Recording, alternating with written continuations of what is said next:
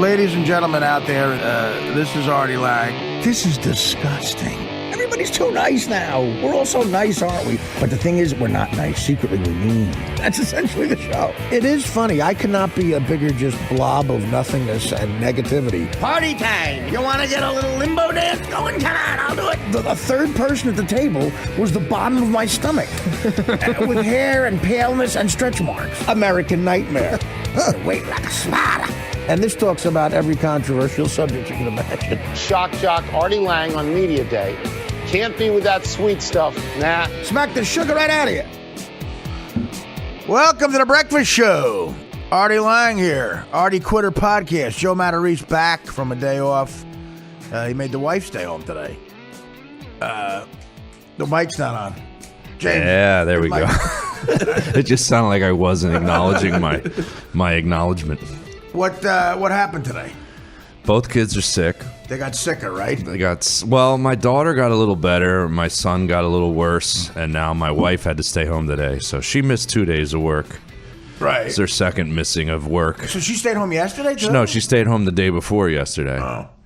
Both kids sick. That's got to be a pain in the ass, man. Oh, that's a lot of work. I wish you could have seen me yesterday.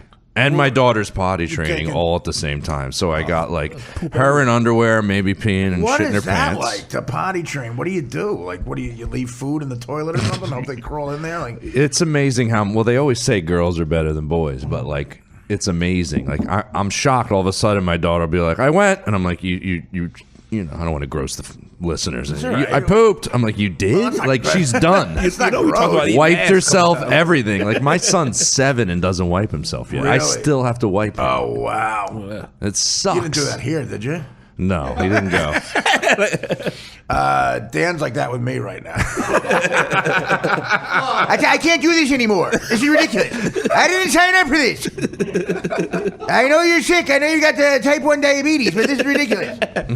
I'm not wiping your ass. I did this for Steve Dahl for years. Slide. Speaking of Dan, by the way, I was on TMZ yesterday, and they Skyped me. Or was it 2 days ago? When was I on TMZ? 2 days ago. That was 2 days ago. Yeah, and they Skyped me from my apartment, and Dan took like 2.5 hours to set up the Skype completely properly, and then it airs on TV, and Dan's in the back, like, drinking this bottle of water. It looks like a rhino attacking a water bottle, and it's right in the back of my interview. Dan, what happened there, Dan? You didn't frame it up properly. No, you made me move the computer. You said it was bugging you, and then I was like, okay. Oh, okay, it's my fault. I knew it would somehow get to my fault. Oh, yeah, I okay. take bubble baths. You made me use the computer. I had to move the computer, and it ruined up my calculation. No, but it just... I'm like a surveyor with those things. You did. You took a lot of time to fix it, and then in the background of my very important interview with TMZ, you're chugging water. I didn't shave. I was chugging water. It was so embarrassing. It did. You did. Well, I mean, you're never TV ready. I mean, neither am I. That's the odd thing. I'm in show business, and I look like a fucking plumber. You know, it's ridiculous. I like how your TV ready was putting on a leather jacket. That was it. Did you put the jacket on? Oh, yeah. The what? The leather jacket? He had the leather jacket Well, on? that's all right. I always wear a jacket. I don't like short sleeves, that's for sure. Chris Cotton here too. Hey, what's up? I got to tell you one thing. You know, if you're going to do a podcast from your house, do not buy food for the comedians. Holy shit! I mean, 3 weeks into this, I got a few thousand people signed up. I'm breaking even. Joe's eating sushi. I mean, the other day Joe was eating sushi. You buy sushi's expensive.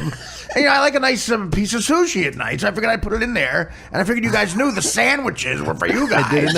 I got a better spread here than the fucking Today Show. I thought that the sushi and the sandwiches were for us. I don't know why I thought that. Where would Dan. I put my food? I don't have a separate fridge. I figure all the meatballs and parmesans that are in there, I figure are yours. Meatballs and Parmesan. What is that? So now you're insulting me like I'm not sophisticated. It's got meatballs and Parmesan. I have Cavaricci pants and jeans. I figured the expensive stuff was for me. I figured, you know, you got the cheap shit because you're a slob. And the expensive shit like the sushi's from moi. Well, Dan eats the sushi a lot too, but you just pounded that away. You were eating it like with a straw. And Chris, when he gets here, as soon as he takes his jacket off, begins to eat. Listen, I have a problem. I have low blood. I've never seen anything quite like it. I mean, an insane amount of. I have to admit, this is a problem. Maybe this is a problem of mine, but when I have gigs where they don't. This is a hope for getting paid later kind of situation. Right. And I've heard you say it on the podcast. You're not paying Chris and I, right? Here we go. Okay, I was waiting for this to come out. No, but when I have Chris, you're probably the same way. You ever have a stand-up gig where you're just doing it as a benefit of some sort? Yeah.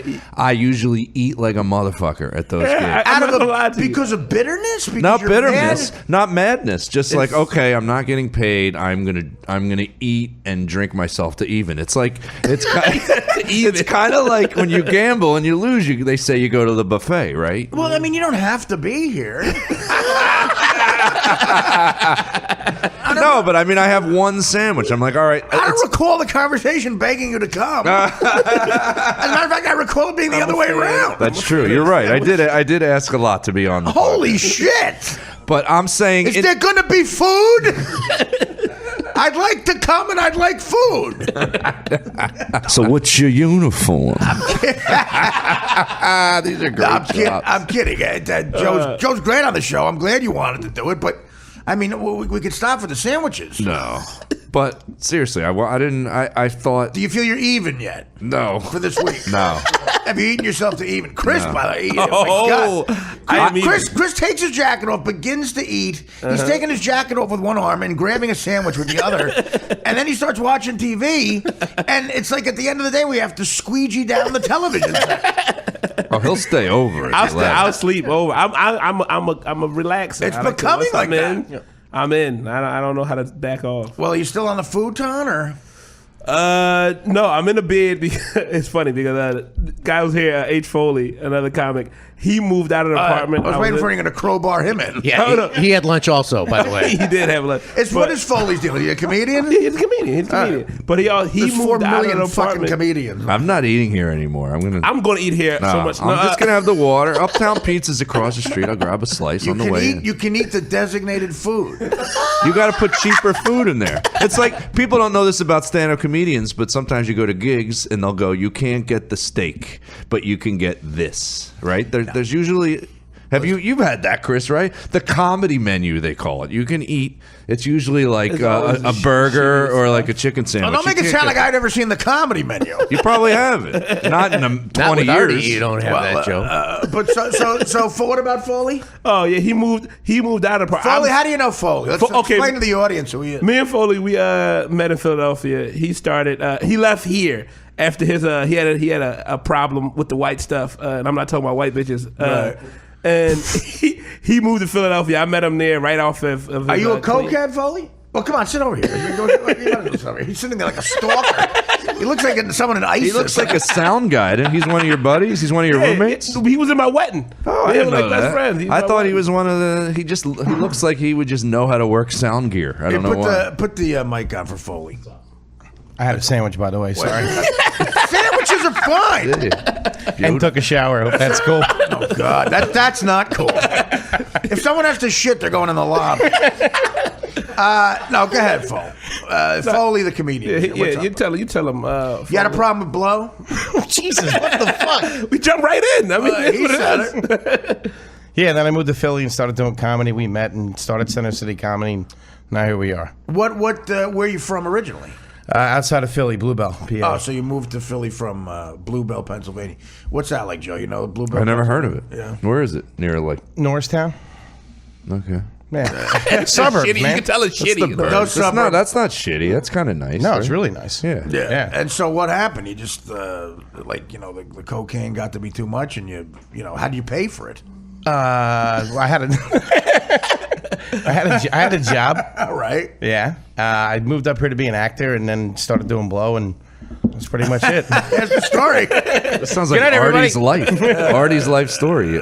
It's basically when I met Artie, it was the same as meeting him. So I was like, this makes sense. I don't know. Throwing me under the bus. I mean, it's not really under. It's the majority. Meeting me of was your the story. same as meeting Foley. I mean, oh my God, it's a bit of a money difference, but aside from that, it's the same person. This motherfucker, yeah, he's been cool for years. All right. You almost fought like he's Irish motherfucker. We almost fight like at least once a year. We're about to literally bash each other in the face, and he was in my wedding.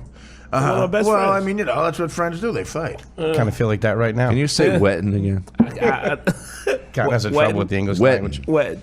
Not wedding. Wedding. It's a wedding. Well, So you- I just said you it said- right now because I'm focusing on it. It was wedding. Say soda. I'm not saying soda. Are we going to do words with Chris? My best friend's wet. Do you say 50 cents or 50 cent? Like 50 when you cent. need money, like can you lend me 50 Well, the cent? rapper is 50 50 cent. Not the rapper, but like if you needed money, would you say cents or cent? It's cent. Cent. Yeah, cent. Like, can you lend me 20? Can you lend me 20 cents?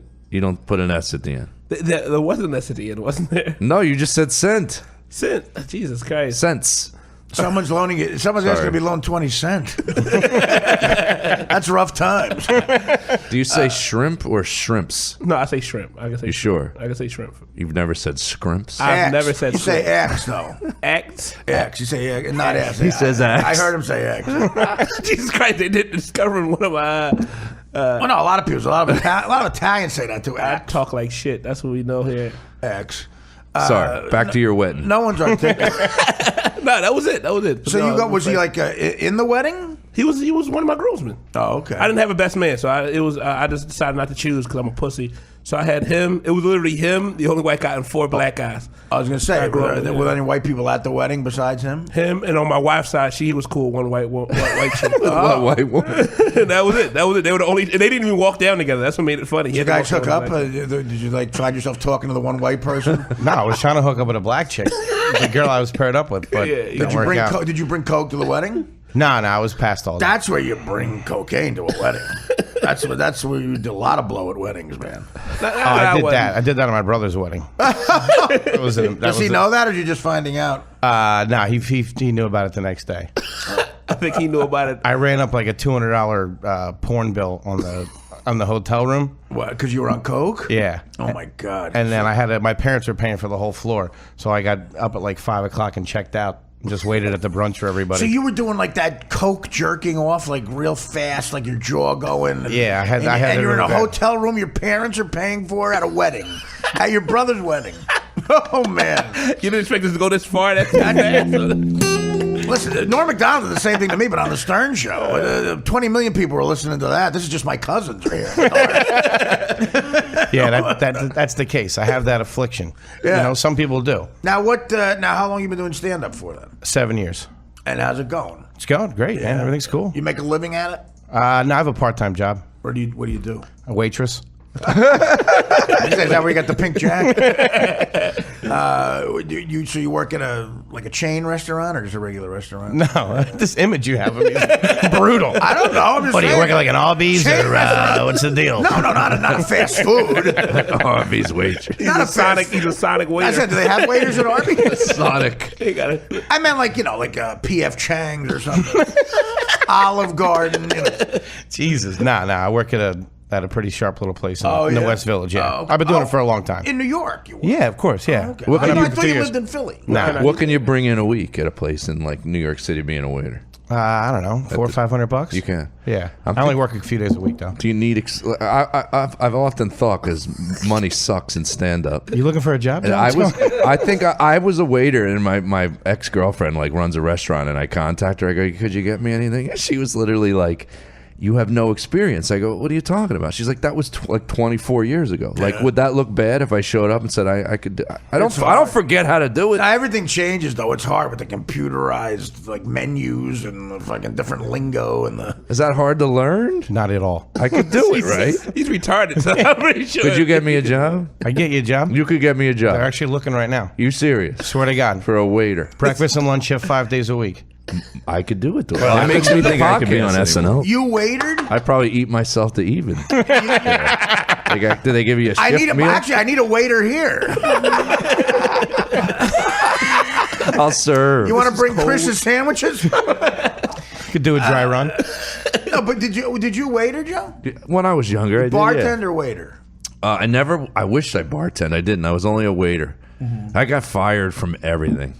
What did you get? I remember once sneezing.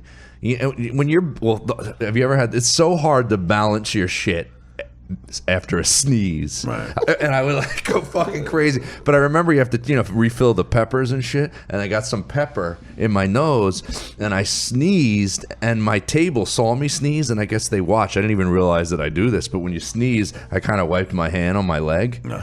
And They don't like seeing that. No. I wouldn't The either. boss called me over. He goes, "They just said you're not serving them the rest of their food." Well, that's nothing compared to my sister got me my one waitering job in Hoboken in 1992, downtown, a place called the Santa Fe Yacht Club. It was like a Mexican restaurant, but upscale yuppie Mexican restaurant. The night before I go out, I was doing coke, and I get into a fight with these bouncers at a place called the Rusty Scupper in West Orange. This is gonna make my sounds safe. story sound like nothing happened. Well, here's what happened. Holy So shit. I get into a fight with the bouncers, and they do what they call stop signing me. They grab my two ears and they smash my nose into their knee, and my nose just exploded. And I had coke in there, and it exploded. So my buddy, who was a cop, gets them so they won't arrest me. But I got to go to the hospital. So he takes me to the hospital, the emergency room. I'm there till like 5 a.m. I passed out. They fixed my nose somehow. But I had no recollection of it, and I had to work lunch the next day. And I tried to call out sick, and my sister goes, "I got you this job. You better not call in sick, the manager." And the manager, I think, was connected, too. So I was scared of him, so I went in to work lunch. So the first fucking table I'm waiting on, it's this yuppie couple and on those polo shirts, and the woman looks up and asks for the specials, and I start saying what the specials are. She looks up and she starts to scream like, "Ah! Ah!" And I'm like, "What?" My nose started to bleed. While I'm telling them the specials, my nose started to bleed. It just opened up inside of me, and it just ran down my neck. And she started to scream. So they were screaming. I mean, it was the most grotesque thing they'd ever seen. And they ran out of the restaurant. The manager grabbed me. It was like Tony Soprano. He started smacking me around like, "What are you on fucking coke? You doing coke here? With your fucking nose bleeding?" I said, "No, I got into a fight." He goes, you did coke and got into a fight last night. I said, "No, I got into a fight and then I did coke." Trying to be funny, he smacked me he smacked me with an open hand. Really? And said, "Get out of here." And he owed me $8. Does he still owe you that $8? I just left. My sister was so embarrassed. Oh my God, she had to quit the job. The place I worked in was like a Greek restaurant, but it was Italian, which was hilarious. Italian restaurant run by these two Greek brothers, and I made the mistake of telling them I was starting stand-up. I think it was right when I was starting stand-up, and I slipped on, they wipe everything down at the end of the night, and I didn't know we wiped down this area. I went fucking flying and landed on my back. With food in your... No, I was just I was cleaning up. I had nothing in my... Just up in the... feet above my fucking head level. Yeah. Swam on the ground, and the guy goes, "You could use that in your act." I'll never forget it. I go, "You motherfucker." You're funny. Yeah, Hoboken is filled with Irish bars owned by Italian guys. This is Patty O'Reilly's. I'm Vinny, the owner. That's the entire town is like that. Well, Greg Gass, the comedian, was supposed to be here, and he blew us off. Dan, what happened with Gass, this motherfucker? He's Coke. Blowing us off the list. Yeah, I'm going to start that rumor. No, Mr. Impressionist, Mr. Wonderful. Yeah, after 4 days of, okay, I'm on. This morning, I can't come on. What happened? He said that he forgot a gig he's doing with Don Novello and has to get on a flight. Don Novello, the Yeah. father, Guido Sarducci? Yes. And then he's got a name drop, too. I got a gig with Don Novello. Oh, I'm surprised. That's a good reference. I didn't know that his real name. Yeah. That guy still tours? Well, Don Novello was an amazing writer. He wrote for SNL. He came up with that character, but he also wrote... I think he's got a writer's credit on Caddyshack or something. Really? No, Don Novello is an amazing comedy writer, and that was that character was hilarious. Love that character. Yeah. Well, it makes me think I could be on SNL. So much. You got so much. All my batteries. sound drops kind of have this fade at the end. And then it's like I'm trying to say more. And then... It's because you have a mouthful of sushi.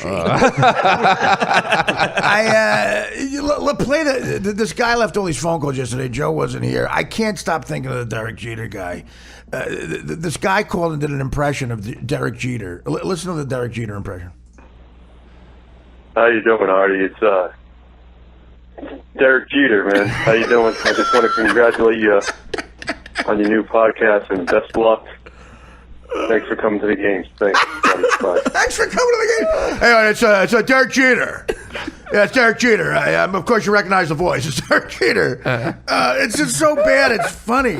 I mean, I want that guy to keep leaving messages. By the way, the number's 202-780-7848. 202-780-7848 if you want to call and leave a voicemail. But I just love the idea of that guy running the impressions by his friends. Like, what do you think of this? Who am I doing? I'm not even going to say who it is. Who am I doing right now, guys? Who am I doing right now? Oh, wait, there's a ground ball. Let me pick it up. There's a grounder. Let me pick it up and throw it to first base. Wait a minute. Wait, I just saved the game in Oakland. Mr. November, they call me. Who am I doing? Right, Derek Jeter, right, of course. Who else could it be? When we come back after the break, I think he left about 8 calls in the last 10 minutes. Are you Really? serious? Yeah.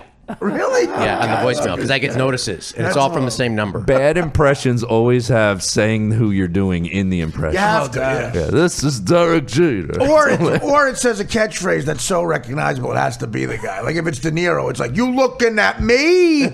You looking at me? I have a couple new ones from him right now if you want. I love let's this hear a guy. couple of them. All right. How about Rocky Balboa? Okay. Oh, Jesus God. Christ, it's gonna be good. It's me, Rocky Balboa. I need to ask you a favor.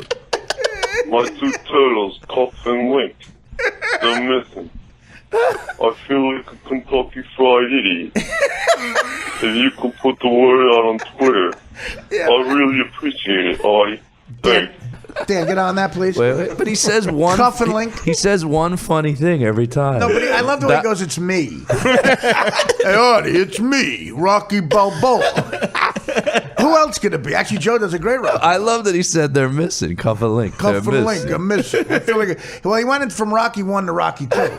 Kentucky Fried Idiot's Rocky 2. It sounded like he had a Russian accent. Hey, Artie, it's me and Derek Jeter.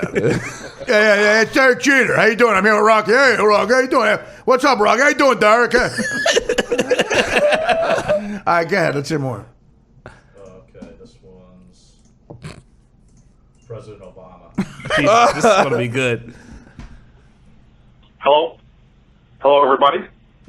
It is me, Barack Obama, President of the United States of America. It's not that bad. And I'm very much enjoying the podcast, Artie Quit It. It is good. I know Artie was in some trouble not 2 months ago. Some people called him a racist.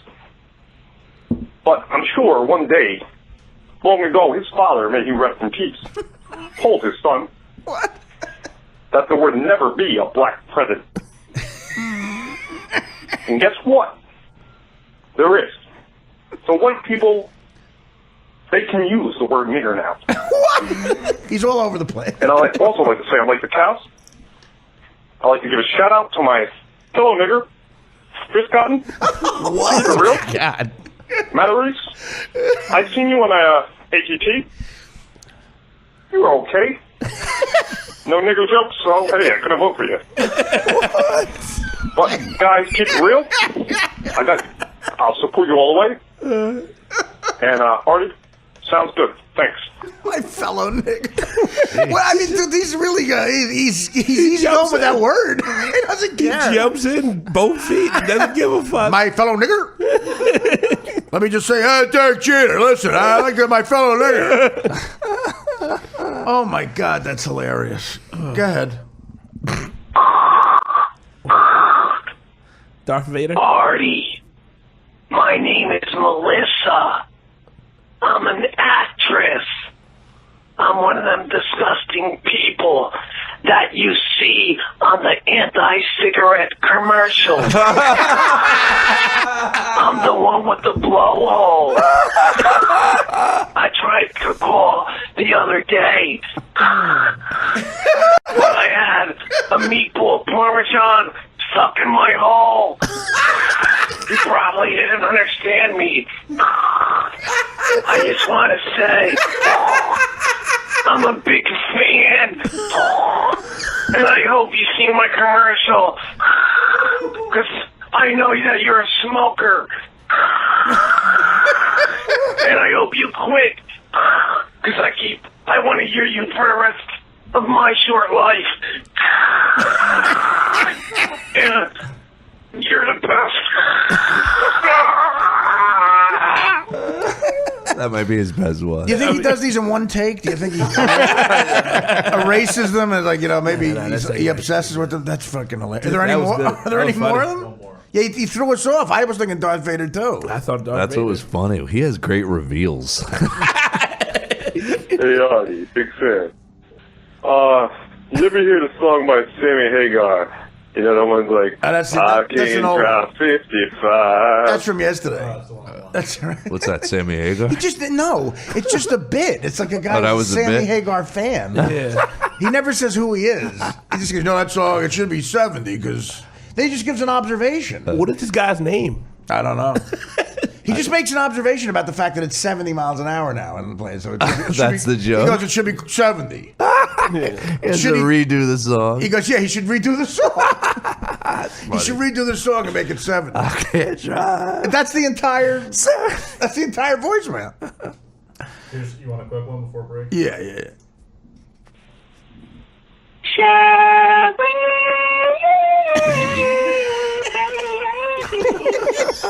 Hey, Artie, it's Frankie Valley. Podcast, keep it going. Thanks. That was it? That was some of them are to the point, man. Yeah, maybe he's got to get to work or something. I don't know. I think he has a job. Hey, Artie, it's Frankie Valley. Frankie Valley and Derek Jeter sound. He just sings Sherry. And then he goes, Sherry. Hey, Artie, it's Frankie Valley.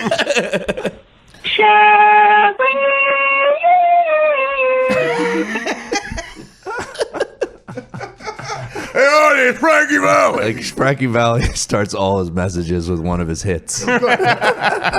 She's a ragdoll. Hey, it's Daddy. I'll pick you up at 2. I'll pick you up at 2 o'clock. Oh, what a night. Late December. Hey, honey, you want to eat the Olive Garden tonight? It's Frankie. Foley's going to be our waiter. Yeah. You want to eat tonight at this little joint in the West Village? A guy named Foley. You're going to wait on. He's also a comedian. This is Frankie Valley. Oh, What a Night's Frankie Valley song? Is it? Yeah. Oh, You know yeah. he did the Grease song too. Yeah. This is the word. Hey, guys, listen, I'll be over to play poker with you later. Right? It's Frankie Valley. It says his last name, too. Walk like a man, talk like a man. Hey, it's Frankie Valley. This is Division of Motor Vehicles. I'll be there later. I got to renew my license. That's a great bit that he just sings a popular one of his hits and then goes into a deep voice. What other musicians could do it? Well, let's see. I just like lobbing them up for Artie. You always do great slams, and I just toss that to you. Here it is. Neil Young. Neil Young. For Dad in Ohio. For Dad in Ohio. Hey, I was thinking maybe we could get to the volleyball game early tonight. This is Neil Young. This is Neil Young. Look at Mother Nature on the run in the 1970s. Hey, it's the Neil Young. You gonna pick the kids up or am I? You gonna pick the kids up a Little League? It's Neil Young.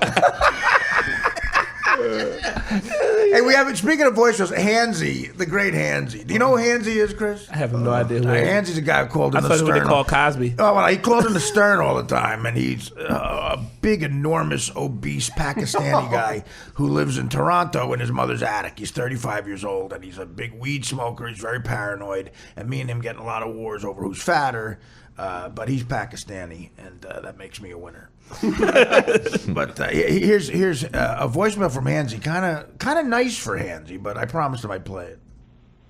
What's happening, Tubby? You know who this is? This is your fucking worst nightmare, you fucking asshole. You owe me money, and you owe me a free account. And even though you know this is a fucking joke, you're gonna put it on the air and go, can you believe this fucking guy? He thinks I owe him money. Oh my god, he's so fat. And other unoriginal fucking material you're gonna fucking go through about how obese I am, even though you're just as obese as fucking, I don't know, a fucking hippo. I don't know, 3 hippos. What? Anyways, fuck you. I hope you get fondled by a group of hooligans of all races and creatures and whatever. All right, man. Suck a dick. A good suck a dick is always good. That's it. We're just trying to get Hansy in here on the phone. I'm thinking about your bit with the singers. I got one. You got what? I got one. Yeah, I got one. And I want you to be my acrobat. I want you to be my lover. Hey, it's Elton John. So I'll meet you tonight at Sims. We're gonna pick up some suits. Sims. He gets discount suits.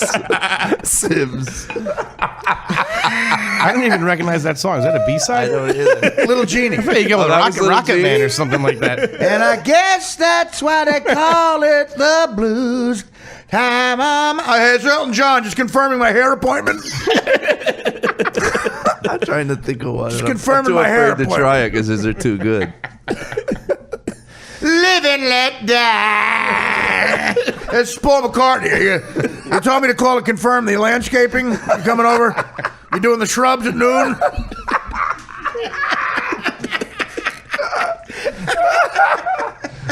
You got one, Chris? Come on. I have nothing, Foley. You got one? I'll do one. I got. Y'all gonna make me lose my mind. Up in here, up in here. Y'all gonna make me act a fool. Up in here. It's DMX. Yeah, I'm late for my legal appointment. Is this my lawyer? I can't make it. I had a problem with my car.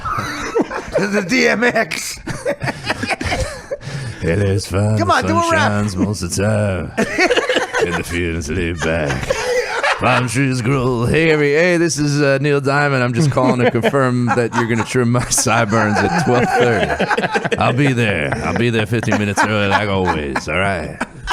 It's Neil Diamond. Back in the day on the Boulevard of Linden, we used to kick routines and the president was fit and it was I, the fighter, and me, the abstract. Rhyme so rumping at the brothers road. Hey, this is Q-Tip. This is Q-Tip from Tribe Called Quest. Listen, I'm late for my podiatrist appointment. Come on, you gotta rap it. For some reason, I'm blanking. I know a thousand rappers. Foley, you got one? To the left, everything you own in the box to the left. Hey, what's up? This is Beyonce. Just going to see if my prescription's ready. Give me a call back. You see you threw in a bottle. That's a good one. That's great. My prescription. Well, the rain exploded with a mighty Hello, it's Paul McCartney. The voice completely changes. That's what I should have done. Wait. Wait. How about? Okay. Wait. Which one we could do with? Oh shit! I'm trying to. What's a Captain and Tennille song? Captain and Tennille. Hi, this is Captain, and this is Tennille. What did Captain and Tennille say? Oh, what was Muskrat Love? Yeah, I can't think. What about Muskrat Love? On a warm summer's evening, on a train bound for nowhere. Hey, this is Kenny Rogers. Come down to my Kenny Rogers roaster and have some chicken with me. That's him doing a commercial. He's doing a commercial first. This is how we do it. Hey, yeah, this is Montel Jordan. Is that Montel Jordan? He sings that. Yeah, that's Montel Jordan. Hi, this is Bell, and this is Biv, and this is DeVoe. We're Bell, Biv, DeVoe. We're going to be late for our jet skiing appointment. We want to ride jet skis this afternoon. Oh, my fucking head hurts again. Oh, so fun. I got 99 problems and the bitch ain't one. Yeah. This is Memphis Bleak. I just don't have any other hits, so I gotta throw out one of Jay-Z's. That's technically Ice-T, I think. I thought he did that first. Yeah, that's a great. This is funny. Close it out strong. We got to do one last one. Yeah. We got to hit. We got to end strong. All right, let me think. Okay. Stones. You walked into the party like you were walking onto a yacht, and you probably think the song is about you, don't you? Hey, it's Carly Simon. Listen, I'm late for. I'm going to the Martha's Vineyard private jet airport. It's Carly Simon. I'm late for my private jet at the Martha's Vineyard Airport. Straight out of Compton, a crazy motherfucking name. This is Easy E. I'm late for my psychiatrist appointment. I'm horrible at this. I don't like your short music. I know you like my You gotta lengthen it. I gotta get into the You song. need more of the lyrics. It proves rap sucks. Rap is great. Rap is You great. forget after 3 blanking. line. You didn't pay me to fight. You paid me to walk. Eazy-E's late for his AZT appointment. He's late for every appointment. All right, we're gonna think about more of these. We're gonna take. I gotta get some good ones. We'll take. I want to talk about. I want to talk more about the Deflategate thing because a lot of people, we talked to a guy from Vegas yesterday who thought it was no big deal. Matt Leinart and a couple other quarterbacks, or so-called quarterbacks. I don't know if I put Leinart in the quarterback category, but a couple of these guys are saying that it's no big deal. But a lot of people are calling for Belichick's fucking head, man. John Madden came out and said it's all Tom Brady's fault. He said it should be all on Tom Brady. I don't know. It's interesting to hear what people think about that. We'll go around the room here, and a lot of people want Belichick to be suspended for the fucking Super Bowl. Let me just give you guys a hint. That's not going to happen. That ain't happening. The NFL ain't doing that. But they taking a draft pick. Are they suspending him for the year? If that doesn't happen, they want to suspend him maybe for the season, him or Brady. And again, I just can't see the NFL doing that. But that story's getting crazier and crazier. Jay Leno came out and said he's basically against Bill Cosby. I think that's what this article means. We'll get into that. I don't understand why it's so hard to believe women in this country. In Pakistan, we believe women. I don't know where you were going with the first part of that sentence. I thought you were doing Jay Leno came out. I'm like, holy shit. Well, that would be a great bet. I thought Jay Leno was leaving a voicemail. Yeah, sometimes, I get cooked up. I want to suck a dick. That's a big deal. Listen, I don't know. Every once in a while, you start hearing some Elton John song. You get put the album. I'll tell you what, you get a little crazy. Before you know, you're fucking Jimmy Walker's cock on the road. The real beef between me and Letterman was he had a big dick to me, and he wanted to be the bottom, and I wanted to be the top. It's just the way it goes. Well, now you're blowing Jimmy Walker on the set of Good Time. All right, we'll take a break. Back with more Artie Quitter after this.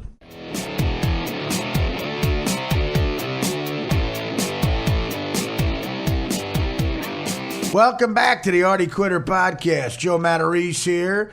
Chris Cotton, of course, and Foley. Do you go by just Foley? H. Foley. H. Foley. Yeah. Funny kid. I'm glad he came because Grey Cast blew us off. That motherfucker. But, we were having some fun before with the names, famous singers singing their stuff into the phone and then leaving a voicemail. Frankie Valli singing, "Don't go away, I'm no good for you." Hey, it's Frankie Valli. I'll be at the Little League game tonight. So Joe made the suggestion of doing it with famous comedian bits. So they do a part of one of their famous bits and then just leave a voicemail. So I got two, and then You got two already. I got two. Well, we took a break. We took a break. All right, you ready? We just discovered that there'd be no food famine problem if you people would live where the food is. This is a fucking desert. Hi, this is Sam Kinison. Just leaving you a message. I'll be at the park later today. How about? All right, I got one more. There's black people and there's niggas. I love black people. I hate niggas. Hey, this is Chris Rock. Chris Rock, I'll be at the tanning salon later today. I'll be working reception. If you want to meet up there. Joe, you got anything? You brought this up. You had nothing. You didn't prepare at all. The singing stuff's better. I know we were going to do it right at the top. The singing is hilarious. The singing is good. Because it came off of the real thing. Well, the Beyonce... Well, the guy really did it in the first segment, so we got to hear let's it. hear a couple. He left a few more, that guy. This guy's too funny not to play these. He'll play a couple of more. He's a little crazy. I saw her today at the reception. Glass of wine. Stones. In her head. Can't always get what you want. Oh, it's me, Mick Jagger. He's really doing it. Wait, we were talking. Play for the statement. Do some. Oh, he's doing it because I'm thinking he heard our segment, but he didn't. I saw saw her today at the reception. Glass of wine in her head. Hey, Artie, it's me, Mick Jagger. Thanks for plugging our movie. Me and the boys, we want to return the favor and do some songs in your living room for your podcast. Please let me know. I like this guy. That wasn't that bad. We got to meet this guy. Go ahead, let's see. You know what's funny? Wait He one said, second. thanks for plugging my movie. Before we do this, Joe makes an excellent point. He's doing the exact bit that Joe thought of where sing a song and then leave a voicemail as the guy. Accidentally. Didn't hear our segment. We're completely in sync with the listeners. That's weird. It's the most impressive podcast of all time. Go ahead. Hi, this message is for Chris Cott. Hi, Chris. I don't know if you know, but I don't put milk in my coffee. I'm actually drinking some right now. Oh, I forgot to stir the sugar. Let me use my finger. Ooh, it's so warm. It's so wet, brown. Oh, my finger's wet. Let me dry it off.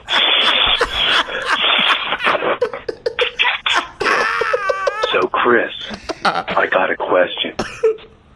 So, how big's your cock? Good question. Do you have Blackzilla down there? I hear that you might be messing around with a fan. If that don't work out and you want to try some mangina, please let me know. That one was actually me. Foley, good. Good job. Go ahead. Hey, Artie, it's Wade Boggs. Got to go play some wiffle ball with the boys. Your podcast sounds amazing. Thanks.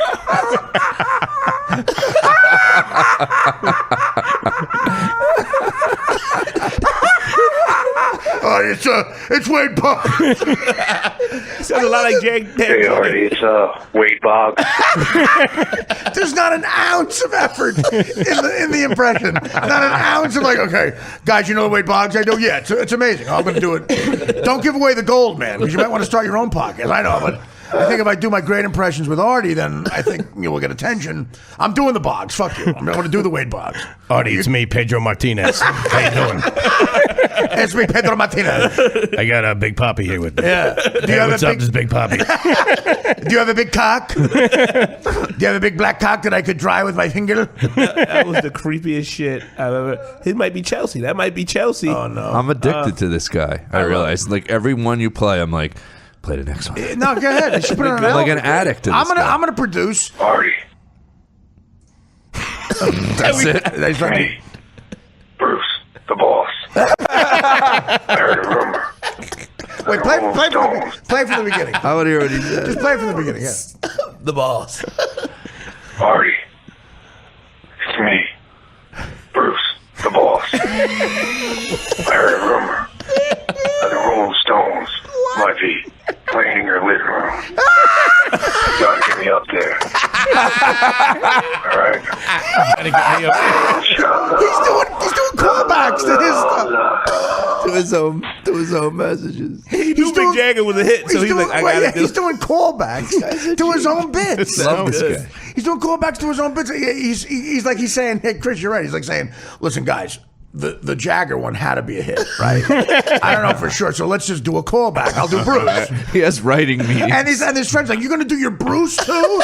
It's too much gold you're giving away. You're giving it all away. I like this guy's confidence. I love his confidence in his bits. We don't even know his name. He's so good. This one's pretty long. Almost 3 minutes. Jesus Christ. We'll cut it if it's We'll not cut good. it. Yeah, Let's see Hello, Artie. It's Elton John. I was just sitting here about to swallow my husband's cum, and I said, you might have the Stones in your living room. I spit up everywhere. My dog's in it. If they come, please invite me. Thanks. Is he laughing? That's so bad. He just shit on himself. What was that? Did he He not broke. know? He broke the He fourth broke. wall. Artie, it's Bruce. He went back. I think he just left his phone. Is he Oh, man, I fucked that one up. That's doesn't have editing capability. He fucked it up. Doesn't have GarageBand. Oh man, I fucked that one That's up. hilarious. As opposed to the other ones. I know. He doesn't know what's funny about himself. That's why it's funny. God damn it! I fucked up my first one. I fucked up. When he hears us laughing at him, he's never going to be as funny as he is this take. We've ruined his career. He's going to try to be funny from now on. No, that's unbelievable. No, I think he has the capability to just keep doing it. I was just about to swallow my husband's cum. It's Elton John. It's Elton John. Hey, Elton John. Hey. It's almost like Boschetti's English accent. Yeah, Boschetti does an English accent that's so bad he has to do English references for you to get it. He's like, hello, Artie. It's all across the pond. I'm drinking a spot of tea, and I'm hanging out with the Queen because we're across the pond, and I'm hanging out at Buckingham Palace. And here's the thing. Bangers and mash. Bangers and mash. That's what he says. I'm having some bangers and mash. Here's the thing. It's Irish. He keeps going because I'm having bangers and mash because. Good Lord. That's good. Play So, my bagpipes. if you're listening, I got my bagpipes. What's all this then? If you're listening, I'm whatever playing a your name- links course. whatever your name is, if you're listening, keep sending these. You're great. Yeah, he really is. I was just about to swallow my friend's cum. It's Elton John.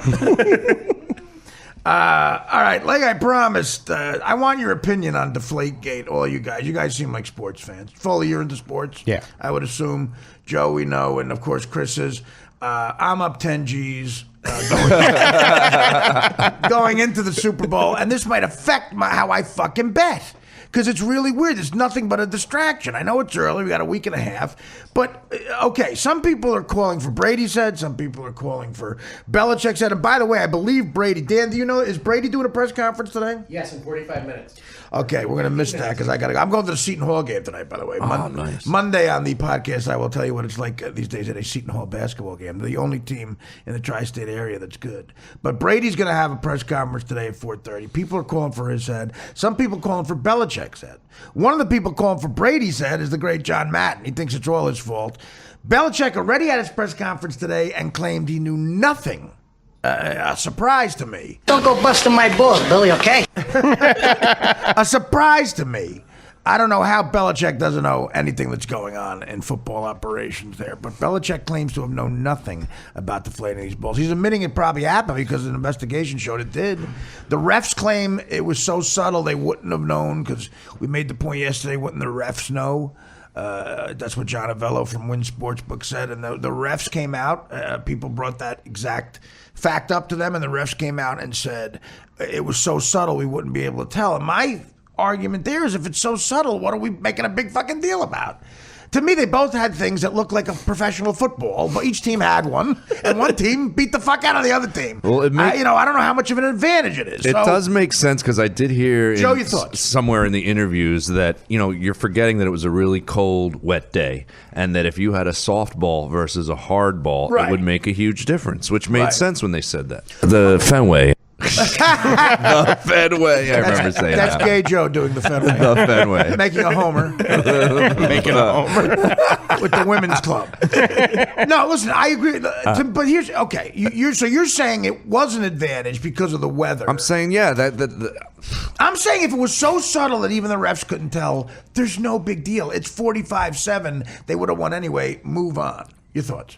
Well, also, I think it'd be funny if they had some sort of hidden video on Tom Brady walking around with one of those pins that you blow up the footballs with, just sticking them in the holes. Like Joe Negro. Just sticking them in. Joe Negro with a file for the knuckleball. Well, to me, it is. I was thinking of baseball. It's similar to, like, because not that I'm going to. Spitball, something illegal. Yeah, but I remember playing baseball, and you had to, like, do a ton. If you had some brand new ball, it was harder to throw to curve. You had to do stuff to it. If he's doing something that I agree that they say that Tom Brady is to blame because Tom Brady would have to be in on it. He's the quarterback. Okay. Do you think it's possible? And I agree with that Brady would have to know. Do you think it's possible Belichick didn't know?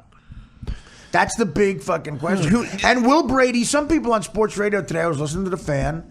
Some people think Brady's going to take the hit for Belichick because they're less likely to punish him. Oh, that's a good point. Yeah, Tom Brady could be some psycho who's like, dude, here, fucking, you got to take the ball. You got to take some air out of this ball. I hate him. I think mentally, Tom Brady's very well adjusted. You think? I think he's having a good enough life to where he's fine. Yeah. But maybe he's obsessed with the fourth. You know what? The fourth ring puts him into Bradshaw status, Joe Montana status. I think he's obsessed with this fourth ring. So you might be right. But Belichick, do you think he knew? That's a good. I could see him not knowing. I could see some connection between the ball boy and Tom Brady, and that's it. Okay. I could see that. Okay, you could see him not knowing. This is a good question. You know why? Because you're on the Artie Quitter podcast. And that's all Artie Lang does is ask good questions. Foley from Philly. You look like a sports fan, even though you have a pink hoodie on. It's salmon. It's salmon and colored. You work at a very nice West Village establishment. Now, tell me what you think about this. Well, I mean, for Bill Belichick not to know anything that's going on in that team, weird. I think it would be weird. Now, Tom Brady, I don't think he needs that. I think there definitely was an advantage. I could see the refs not knowing because just by holding it or whatever or not measuring it, each specific time, you wouldn't be able to tell. But if you're down there squeezing the ball like a quarterback does, center know. too. Chris made a good point yesterday. Chris was a center. Yeah. You got to know as the center too. And do you bring it up? Do you go, dude? Fuck no, you don't bring it up. That's flat. That's the thing. I don't think there necessarily would need to be a conspiracy between the ball boy and Brady. But if I got under center in a big game, I was like, oh, this is a little bit squishy. I wouldn't say anything.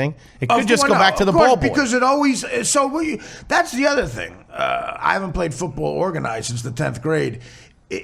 Is a deflated ball weather or good weather or bad weather, no matter what the weather is a deflated ball always an advantage for the offense? Absolutely. Yeah. For the quarterback to throw in rain conditions, and a receiver sure. and a receiver to catch. Absolutely. My question to you guys, is it in the news story anywhere how much of a difference did they deflate a lot, a tiny bit? Was it off by a half pound? It couldn't have been huge because, again, the refs didn't know. The refs are trained. Yeah, they're the touching refs them. inspect the football. Yeah. And by the way, the double entendres, I'd love to think that I'm more mature than this, but when people go, Brady likes his balls big, or that's been going on like crazy, and how they don't smirk. They're so much more professional than me. But no, to me, that's a good point, Joe. It can't be a lot. The refs are trained to inspect their balls.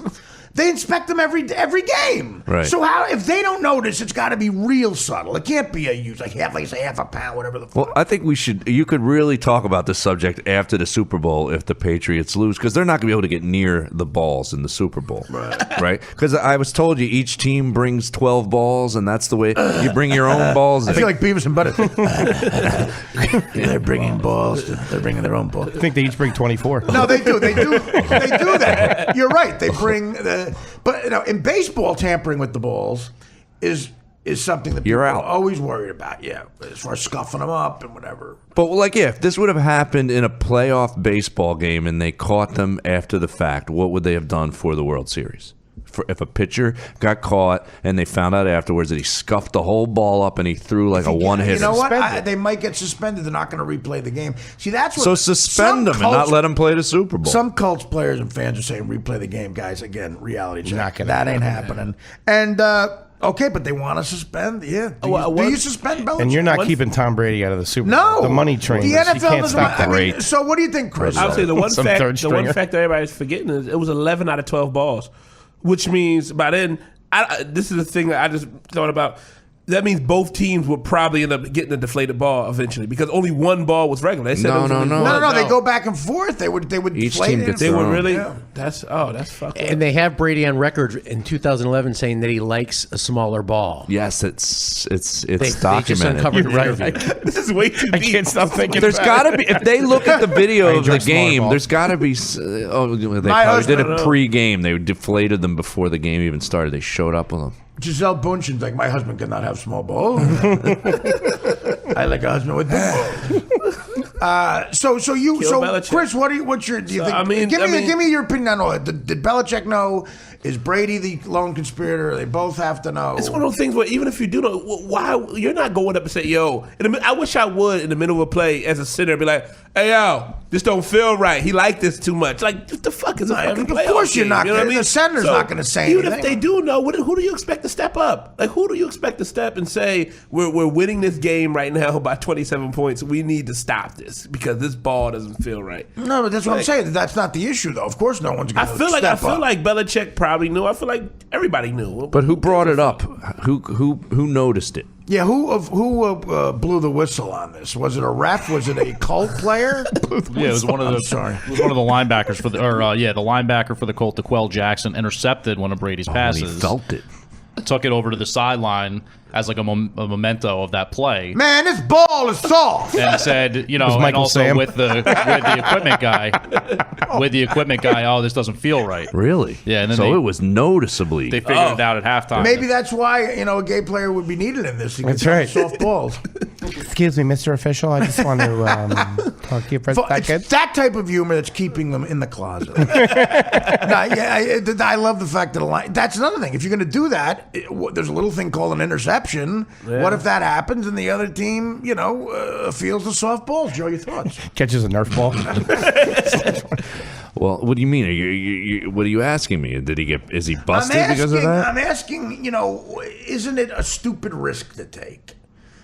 Because knowing that the other team could intercept it. No, because I would think I would think most players are not going to be like, dude, this feels soft. Like I can't imagine that it was. Well, a guy but did. This guy did. Quell did. So maybe there was one ball that was extremely less. Yeah, I mean, you would if you intercepted a ball and it didn't feel, you would know instantly as a player. If you play football every day in your life, you know how football's supposed to feel. Right. Well, I'm also thinking about George Brett when he used the bat and he fucking lost his fucking shit when they told him it wasn't a home run. That was bullshit. That was a Yankee fan. I love it though. Yeah. I love that the Yankees and Greg Nettles and Billy Martin were such motherfuckers and hated Brett and the Royals so much that they went to that pussy ass. The fucking pine tar was too high on the bat. Well, they should have stopped. They should have noticed. They noticed in the middle of the game. When did this interception happen? Towards the end, fourth quarter. But listen, so why don't call it out in the middle of the game? It's not the same thing as the pine tar because the pine tar is really a pussy move. And as much as a Yankee fan as I am, it doesn't affect the hitting. It's just a little too high on the bat. But the football, like you guys are saying, could really affect the game. And it was 45-7. But look, everyone's saying it doesn't affect it because it shouldn't be a big issue because they blew them out. But listen, maybe it's a tie game going into the half if they both have hard balls. To me, To me, seriously, it seems like they're busted. I feel like there has to be something severe here. I really do. Well, what's severe? I think a suspension. And that would be, Tom Brady not in the game if they can prove. You got to prove if you can prove that he did it. This is how we can get a good answer out of Joe. As a parent, what would you tell your kid to do if he knew the ball was soft? What would you tell little Luke to do if he touched some soft balls? You would tell Luke not to touch any ball. Work the shaft a little more? Some people feel that whatever it takes to win. I mean, they don't have a problem. Most people do not care what Brady did. Or Belichick did. Listen, that's another great point because I that's the opinion I get of Bill Belichick. It's whatever. I don't give a fuck. Do you agree with that, though? If it was your team and they cheated and they won the Super Bowl, would you be like, that's Joe, kind of I think you've known me long enough to know that I don't give a fuck. Right. I want that advantage. But what if they win and they don't cover the over? What if they don't cover? Off with their head. Now listen, it depends on again. If I have a bet on a game, look, I bet the Patriots. I won $5,000 on the fucking Patriots. Fucking deflate away, motherfucker. Deflate away. I don't know. If you're that much of a fucking neurotic lunatic that you're deflating all your balls to try to get an advantage, you deserve a severe thing if you're caught. Okay, so is a severe thing you think Brady or Belichick or both should be suspended for the Super Bowl? If there was forget about the media, forget about money. If there was justice in the world, one of them or both of them gone. Both. Wow, I can't agree with that. If you can prove that they both did that, you can't prove Belichick. You do something to him next year, you don't ruin the fucking Super Bowl. If Belichick keeps you're speaking like an American man who wants to watch it. We're talking about if there was just justice, not blind justice. Justice. If there was blind justice, half the players in the NFL wouldn't be playing in the NFL. What are you saying?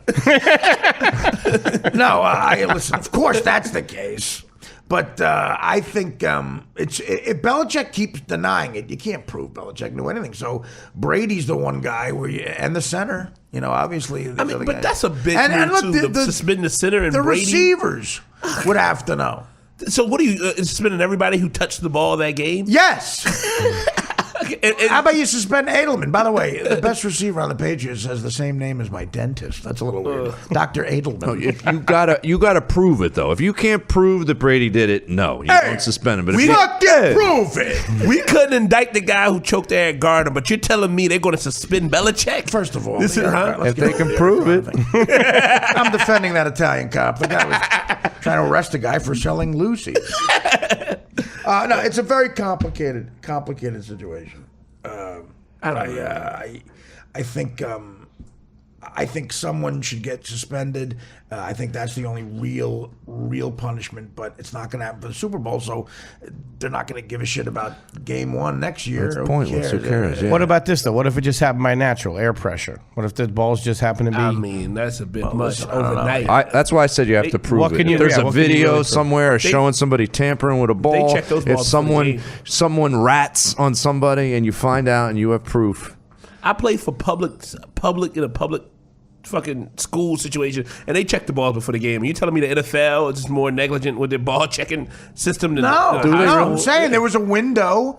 You know, that's the other thing. It's very devious and it's well planned out and planned with timing.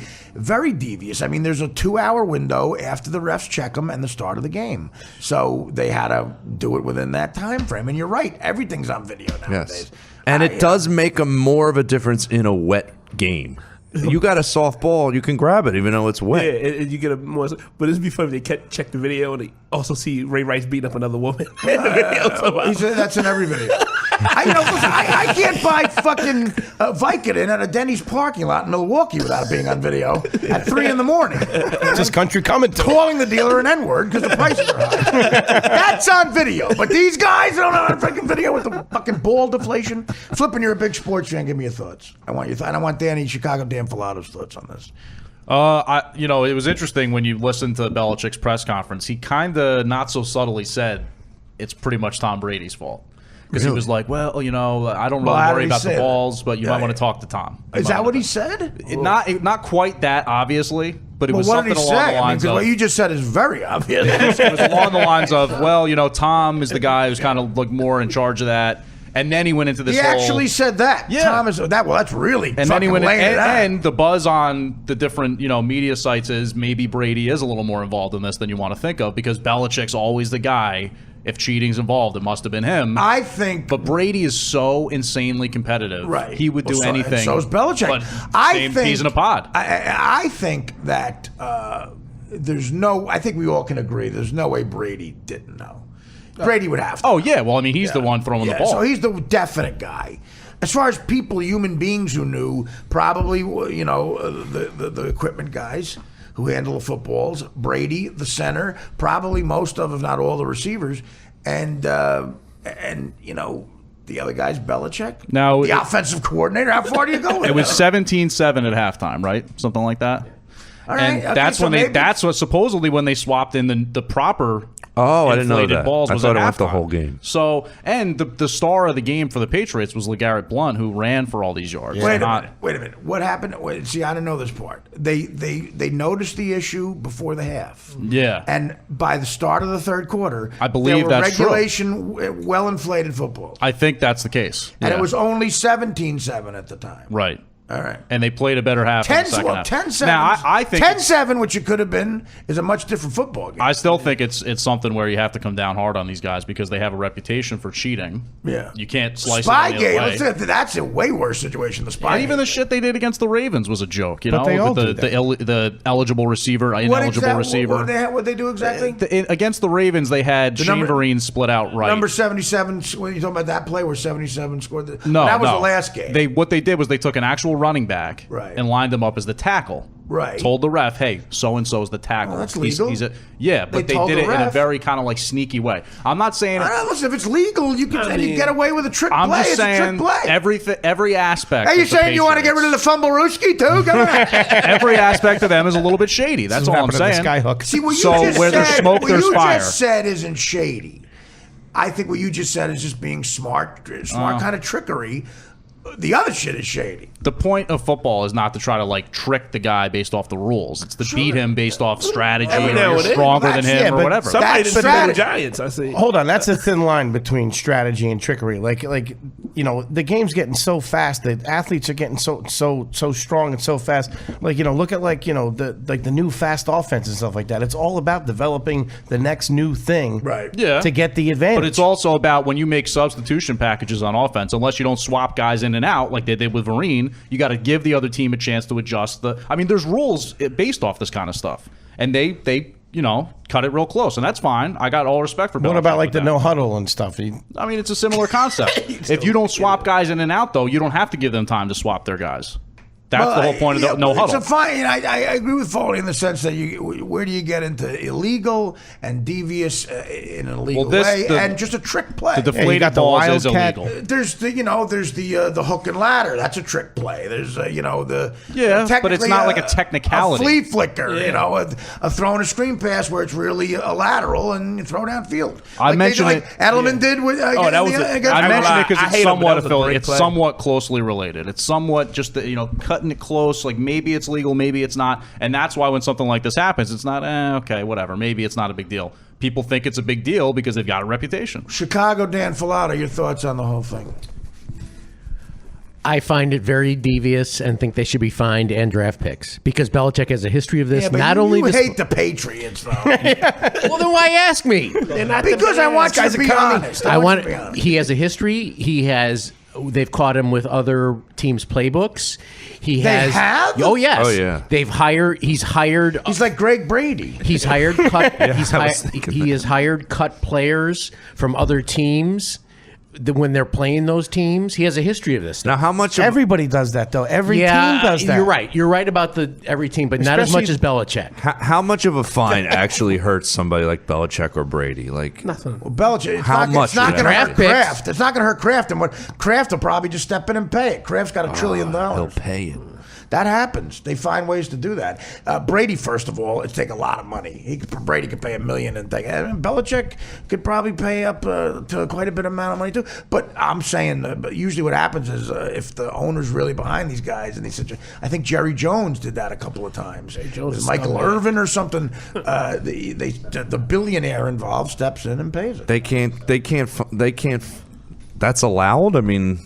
Well, they do it in ways you don't really know. You don't even know. Yeah. But how'd you find out about that?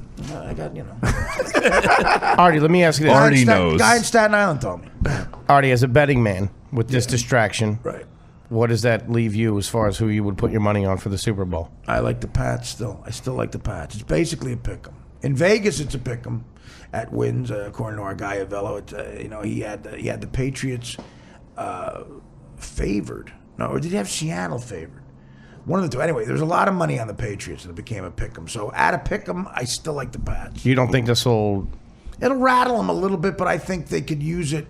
Belichick's a great motivator, and I think he uses this in the locker room to motivate them. Let's show them how good and they are. And I think they still got a great offense. And Seattle's defense a little banged up now. Didn't play well, and Richard Sherman is a big question mark.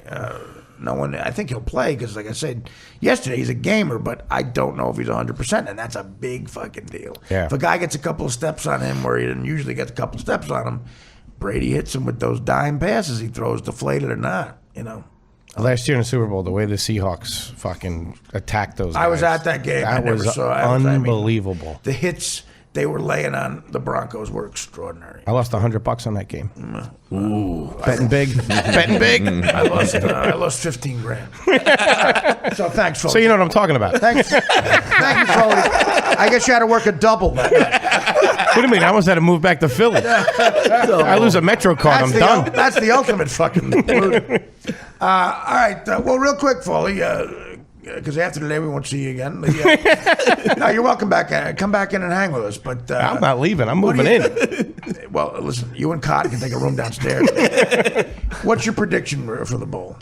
I think Seahawks. In case you're not in here, you think the Seahawks? Yeah. It's pick them, so you think no matter what, Seahawks. Yeah. In a big win, a blowout? Yeah, I think so, man. I mean, I know what you're saying about really? Sherman. Yeah. So you think it's a blowout? Do you think a lot of that has to do with the distraction, like you're talking about? No, I just think those guys are fucking animals. Right. And I hate Pete Carroll. Could you get a little more racist?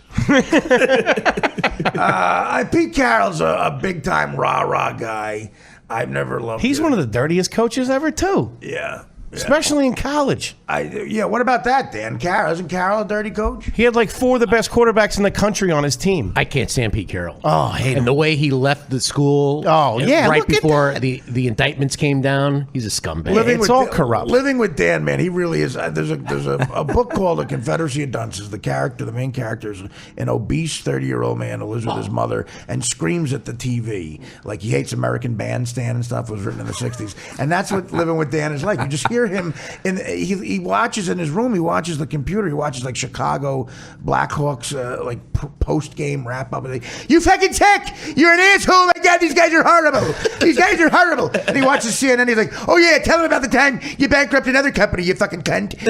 All these cunt senators, I can't fucking stand them. Fuck you. Meanwhile, there's a kid sleeping next door. He was doing that at the Starland Ballroom. In the green room when I was opening for you. Yeah. I thought he gave me so much shit because I hear him go, well, fuck, what the fuck? And I go, what are you watching, a movie on that? He goes, would I really be yelling at a movie? Yes, he would. It's the Bulls game. Yes, he would. He'd be yelling at a movie. His favorite movie is Notting Hill. Not even a little bullshit. I know that Mick was doing a movie. That's him talking about his good friend Mick Jagger. Yeah, he cried at Notting Hill. Desperately. Great movie. All right. Thank you. Someone speaking sense. Finally, we got Ebert to my Siskel. Siskel to my Ebert. Whatever you want to say. One more song message, Artie. Let's see. How about... come on, baby, lose your desire. Come on, light my fire. It's Jimi Hendrix. Jimi Hendrix. I'll be late with the heroin and the cocaine. I'll have it down with them. All right, we're going to continue with that bit in a future podcast because it's too much fun. I want to thank that mystery man who leaves those messages. You're a wonderful person. The number 1-202-780-7848. 1-202-780-7848. Mystery Man, keep calling in with more characters, original characters, and impressions. And all of you keep calling in. Chelsea, the hot chick with the in-between black and white looking ass. It'll be in here soon. Contact us. We need your info to get you up here. I had it. We'll need you to of course you do. He's got it. We'll need you to sign. We'll need you to sign a release around the room. Plugs. Foley, you're a guest. Give your plugs if you have any. Just check out our podcast, the Center City Comedy Podcast, centercitycomedy.com. Okay, you want to say the name of the restaurant you work at? Absolutely not. Okay, Christopher Cott. Jesus Christ. At Cotton215 on Twitter, Instagram. Follow me like a motherfucker. I usually tweet, text, say that First World Problems podcast also. Both soon to be on No Artie's. one knows what you just said. You mumbled. I don't know. Wedding. I mumbled My wedding. First. Let the white guy do the plug. Do the first word. Do the plug. Do the First World Problems plug. Do the Guys, plug. please check out the Center City Comedy Podcast on iTunes, on SoundCloud, or you can check us out at centercitycomedy.com. And don't forget to check out all the episodes of First World Problems with Dave Temple and Chris Cotton. Nice. I know Dave Temple's a good guy. Chris, anything else? Yeah, and tonight I'll be at. I'm forgetting shit. Tonight I'll be at New York Comedy Club. Tomorrow I'll be at the Stand, and Saturday I'll be at Laughing Devil. Nice. Great clubs. I love all those clubs. And Joe Matarese, go ahead. This weekend I'll be at the Bust a Gut in Toms River, New Jersey. I'm told, I just found out today, it's in 2 different places in Toms River. We're at one place tonight, one place tomorrow. Find out. Google Bust a Gut, Toms River, New Jersey. Eating all the sushi. And follow me at the Joe Matarese. And I just put a new podcast up. New Fixing Joe is up. Go. Artie, it'll be in Artie's Twitter feed. It'll be in my Twitter feed, or you can just find it on iTunes. Fixing Joe. Fixing Joe, a great podcast. I've been on it before. And for me, Artie Quitter, tell your friends you've signed up. You can see it's a fun time. We have fun here. Tell your friends about it. Artie Quitter, one word, artiequitter.com. Valentine's Day, I'm at the Borgata. That's just about sold out, so get there. Cobb's in San Francisco the weekend after. March 20th, the Mahaffey Theater outside of Tampa. I'll be with the great Bobby Kelly and the great Jimmy Norton, the 3 of us. It's a good show. Mahaffey Theater in West Florida, outside of Tampa. Check us out March 20th. Another great week, man. We got 3 weeks in the book. Thank you to you guys. Joe, Chris, Foley, thanks for stopping by. Keep the sandwiches coming, baby. Keep the sandwiches coming. Hopefully, yeah, they'll all be. Sorry I ate so much. You can make a few if you want. But we're having fun here. So Monday we'll best of tomorrow. Artie Cutlets. The best of